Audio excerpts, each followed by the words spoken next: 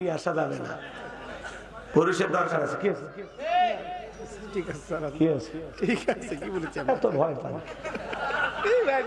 না, আপনি ঠেলবেন কেমন?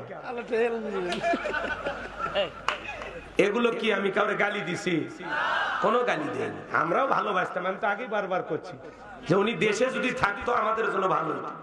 উনি পদত্যাগ করে জেলে গেলেও এই দেশের মানুষের ক্ষতি হইতো না, কিন্তু উনি পালিয়ে যাওয়ার কারণে এই দেশের অলিতে গলিতে আগুন জ্বলছে, লুটপাট হয়েছে, বাড়িঘর ভাঙচুর হয়েছে। কথা কর না কেন? আজও তার দলের নেতা কর্মী খুব বেশি ভালো না। কেন চলে গেলেন? কেন? আপনি থাকলে এই দেশের পরিস্থিতি এরকম হইতো না। আসা যাবে না, পুরুষের দরকার আছে। কি আছে? ঠিক আছে স্যার, কি আছে? ঠিক আছে, কি বলেছেন? এত ভয় পান না, আপনি ঠেলবেন কেমন? এগুলো কি আমি কাউরে গালি দিছি? কোনো গালি দেয়নি, আমরাও ভালোবাসতাম। আমি তো আগে বারবার করছি যে উনি দেশে যদি থাকতো আমাদের জন্য ভালো হতো। উনি পদত্যাগ করে জেলে গেলেও এই দেশের মানুষের ক্ষতি হইতো না, কিন্তু উনি পালিয়ে যাওয়ার কারণে এই দেশের অলিতে গলিতে আগুন জ্বলছে, লুটপাট হয়েছে, বাড়িঘর ভাঙচুর হয়েছে। কথা কর না কেন? আজও তার দলের নেতা কর্মী খুব বেশি ভালো না। কেন চলে গেলেন? কেন? আপনি থাকলে এই দেশের পরিস্থিতি এরকম হইতো না। ওনার নেতা কর্মী রাজপথে স্লোগান দিত, জেলের তালা ভাঙবো, নেত্রীকে বেন করে আনবো। আপনি কেন গেলেন? কি দরকার ছিল? কথা কন। আমরা তো ভালো মেয়ে মানুষ, কতদিন বাইরে থাকবে? কোন দেশে জায়গা হচ্ছে না, দাদারা নিয়েও বিপদে পড়ছে। ডোনাল্ড ট্রাম্পের কাছে গেল যে না একটা ব্যবস্থা হবে, কিন্তু ওখান থেকেও লাল কার্ড দেখাইছে। কি ডোনাল্ড ট্রাম্প বলছে বাংলাদেশকে নিয়ে আমি টেনশন করি না, ওটা ভারত চর্চা করে, বাংলাদেশ নিয়ে ভারত বুঝবে, আমি নাই। মার হাবা কর। ডোনাল্ড ট্রাম্প ধন্যবাদ জানাই আমরা। কথা কর, বাপের বেটার মতো কথা কস যে আমেরিকার বাংলাদেশের পিছনে কোনো হাত নাই। সরকার যে পতন হয়েছে তার পিছনে আমেরিকার কোনো হাত ছিল না। এটা ওই দেশের অভ্যন্তরীণ ব্যাপার, এই ব্যাপারে আমরা নাক গলাবো না। পাশের দেশ ভারত, তারা বাংলাদেশ নিয়ে চর্চা করে, ওরা ভাবতে পারে, আমরা ভাবি না। কথা কর। এই জন্য ভাইয়ের আমার, যেখানেই যাবেন, এখন যেহেতু মাজলুমদেরকে আল্লাহ বিজয় দিয়েছে, যেখানেই যাবেন বিজয় আমাদেরই হবে ইনশাআল্লাহ। মমতাময়ী প্রধানমন্ত্রী বলা হতো, এদেশের মা এইভাবে চলে গেল দেশের জনগণকে ভেলাইয়া। এটা তো কথা ছিল।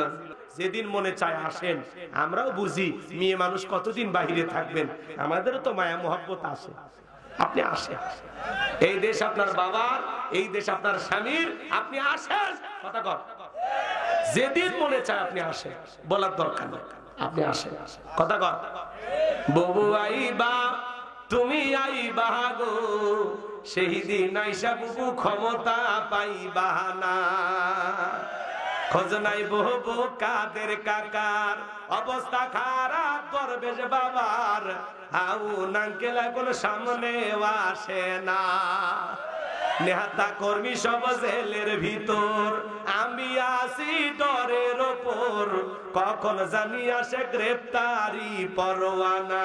বুবু আই বাপ, তুমি আই বাহাগো, সেই দিন আইসা বুবু চিয়ার পাইবা না। ক্ষমতার চেয়ার থেকে নামা সহজ, কিন্তু এই চেয়ারে ওঠা কঠিন। কথা বলে ঠিক কিনা? আর আগামীতে আমরা সিদ্ধান্ত নেব, আর যাই হোক কোন নারীকে এই দেশের প্রধানমন্ত্রী বানাবো না, যেই দলেরই হোক। পুরুষ প্রধানমন্ত্রী চাই, কারা কারা হাত তুলে দেখায়। লিল্লাহি তাকবীর, হাত নামান। নারীদের দেখার দিন শেষ, আগামীতে পুরুষের বাংলাদেশ। পুরুষ হবে আমাদের নেতা, যেই দলেরই হোক। পুরুষ চাই, পুরুষ পুরুষ। কি মনে থাকবে তো ইনশাআল্লাহ। মেয়ে মানুষের রাগ বেশি, জেদ বেশি। দেখেন না, স্বামীর সাথে ঝগড়া লাগে, হাড়ি পাতিল ভেঙে ফেলে দেয়, স্বামী তুলে আসার মারে, রাগ করে সংসার তুইয়া বাপের বাড়ি ভেঙে যায়, রাগ করে 20 কোটি জনগণ তুইয়া ভারতে চলে গেছে। রাগ দেখেন, মেয়ে মানুষের রাগ দেখেন। অতএব সামনে রাগ জেদ করে এমন মানুষকে মনে রাখবেন বাজান। মাজারে সেজদা দেওয়া কি শিরক? একটু জোরে কর। মাজারে সেজদা দেওয়া কি শিরক? মুসলমানের মাথা মাজারে নত হবে না, নত হবে মসজিদে। মাজারে সিজদা দিয়ে কি চান? যদি জীবনে কিছু চাওয়া লাগে চাইতে হবে কার কাছে? ইয়্যাকা না'বুদু ওয়া ইয়্যাকা নাস্তাঈন। তোমার ইবাদত করি, তোমার গোলামি করি, সাহায্য তোমার কাছে চাই। জীবনে যদি কিছু চাওয়া লাগে আল্লাহর কাছে চাইতে হবে। মাজারে সিজদা দিয়া অনেক মা বোন আছে বিভিন্ন মাজারে গিয়ে সন্তান পাওয়ার আশায় মান্নত করে, সন্তান পাওয়ার আশায় মাজারে গম্বুজে সরিষার তেলে মালিশ করে ওই তেলটা তল পেটে মাখে আর বলে, একটা বেটা দে রে আব্বা, একটা বেটা দে। তুই না বেটা দিলে বাবা বেটা দেবে কে? মাজারে পিসাব কি ছেলে মেয়ের কারখানা খুলে বসে আছে? পৃথিবীর কোন মাজারের পিসাবের ক্ষমতা আছে কি আপনাকে একটা সন্তান দিতে পারে? ছেলে মেয়ে দেওয়ার একমাত্র মালিক কে? ইব্রাহিম খলিলুল্লাহ ৮৬ বছর পর্যন্ত পাওয়ারফুল একজন পয়গম্বর, আল্লাহ তাআলার কাছে সন্তান চেয়েছেন ৮৬ বছর বয়সে। আল্লাহ একটা সন্তান দিয়েছে। ৮৬ বছর পর্যন্ত আল্লাহর কাছে বলছে রব্বি হাবলি মিনাস সালিহিন, আল্লাহ একটা সৎ পুত্র দাও, নেককার সন্তান দাও। ৮৬ বছরে আল্লাহ দোয়া কবুল করে ইব্রাহিম আলাইহিস সালামকে একটা সন্তান দিলেন।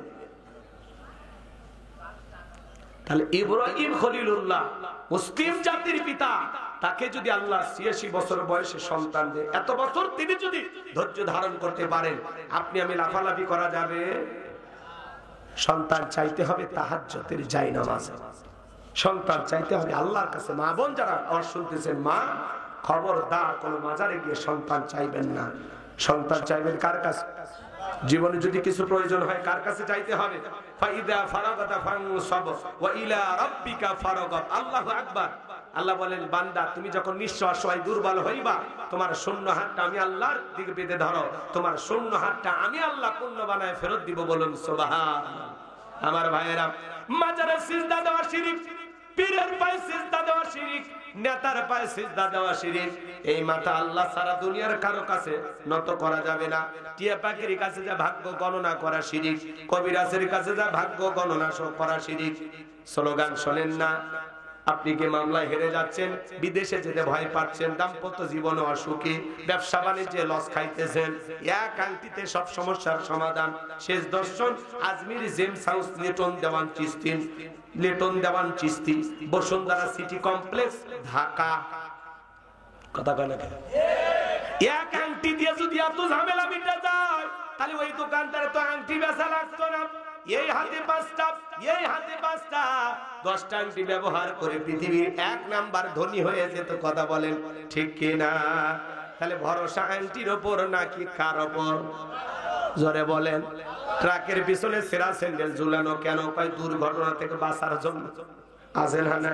আজকে একটা দেখলাম বাজার, এক ট্রাফিক পুলিশ অটো রিকশার পিছনে ঝুলে যাচ্ছে, অটো রিকশাওয়ালা টাইনে টাইনে নিয়ে যাচ্ছে। গাজীপুরের ঘটনা। এক ট্রাফিক পুলিশ কি কারণে অটো যেন থামাইতে গেছে, অটোওয়ালা মারছে টান, এইবার অটো পিছনে, অটো রিকশার পিছনে ঝুলে আছে ট্রাফিক পুলিশ। বলতেছে, দেখি তো তোর কত গতি, টাইনে নিয়ে যা।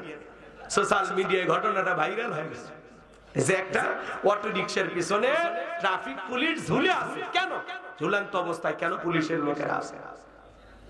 রাগ করতেছেন নাকি আপনারা? আমার ভাইয়েরা, মন খারাপ করবেন না।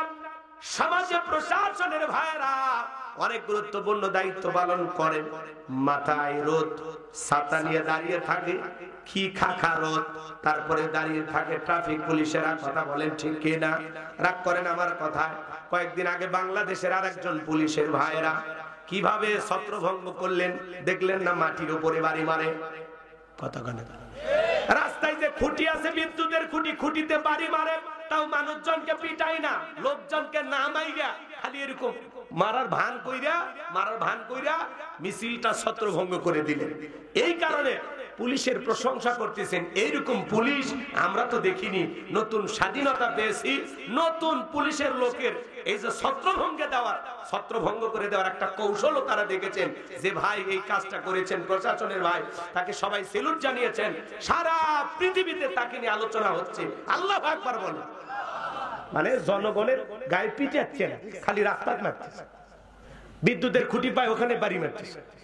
মানে খালি এমনি মারার ভান করছে, এই মারলাম, এই দিলাম, এই খালি বলছে, কিন্তু কারো গায়ে একটাও বাড়ি মারেনি। তার মানে এরকম কৌশল করেও মানুষকে ভয় দেখানো যায়। কথা বলে ঠিক কিনা?